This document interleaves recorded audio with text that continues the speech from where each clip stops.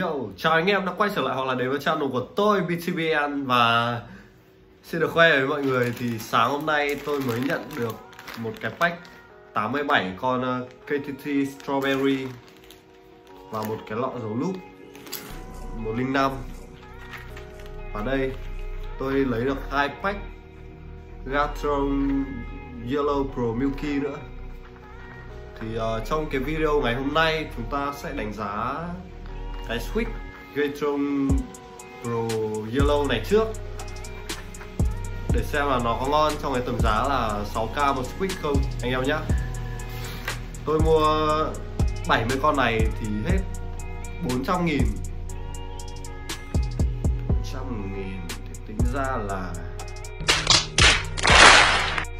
chưa đến 6.000 một con đâu. Really nigga?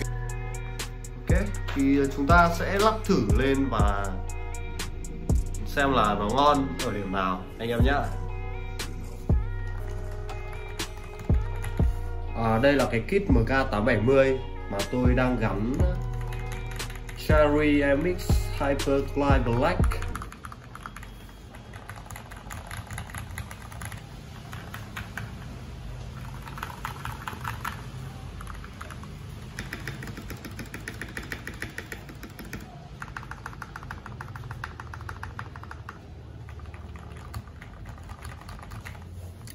Thì ok, chúng ta sẽ bắt đầu thay sang Gatron Pro Yellow anh em nhé.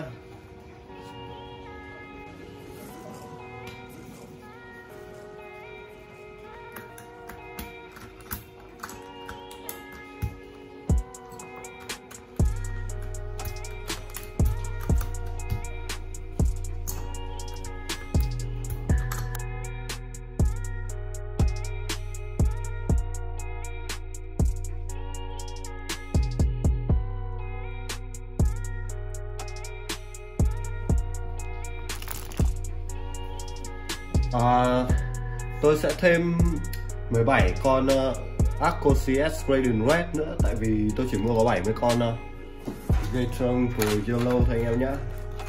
Và ok, bây giờ chúng ta sẽ bắt đầu lắp cái đống này lên. Nhưng mà trước hết thì chúng ta sẽ nói một ít thông tin cơ bản về con này. Anh em nghe âm thanh của nó đây.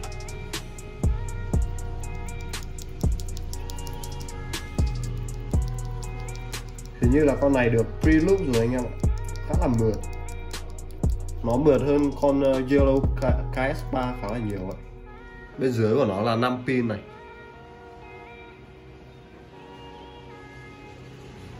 Đã được loop nhẹ sẵn rồi. Và về cái phần stem này, con này chắc là cũng stem dài đấy anh em ạ.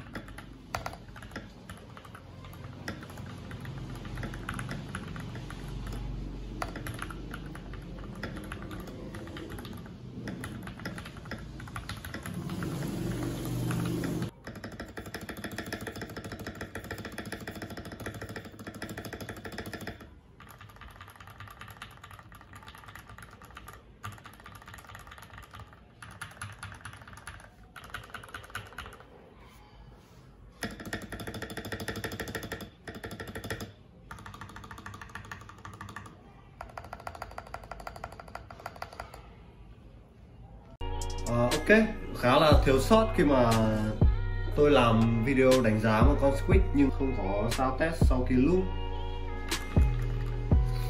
Nhưng mà thật ra thì con này stock với cái pre-loop của nó đã khá là mượt rồi và âm thanh của nó nghe rất là ấm. Aqua CS Radiant Red đã loop này.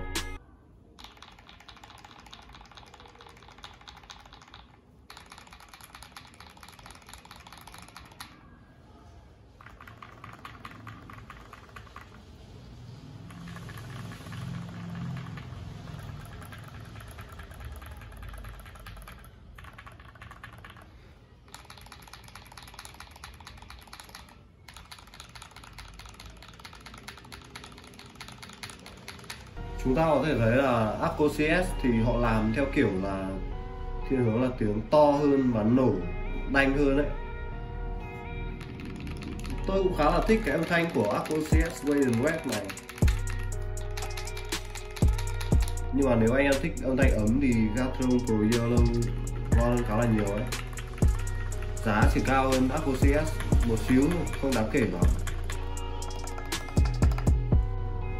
Còn đây là về độ rung lắc của Squid khi mà lắp pickup.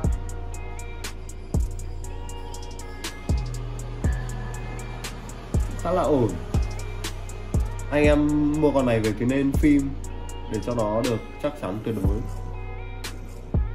Độ rung lắc để mà so với Aqua CS thì nó cũng ngang nhau.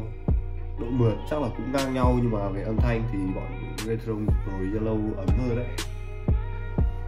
Ok, nếu mà anh em cảm thấy video này của tôi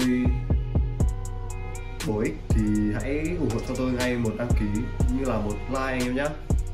Nếu mà chưa thấy hay thì anh em có thể ấn dislike cũng như là đóng góp cho tôi ở phần bên dưới. Vì tôi làm chủ yếu là từ cảm hứng thôi chứ không phải là có cái kỹ năng chuyên nghiệp gì cả. Ok, cảm ơn anh em xem video của tôi đến đây. Chúc mọi người sức khỏe.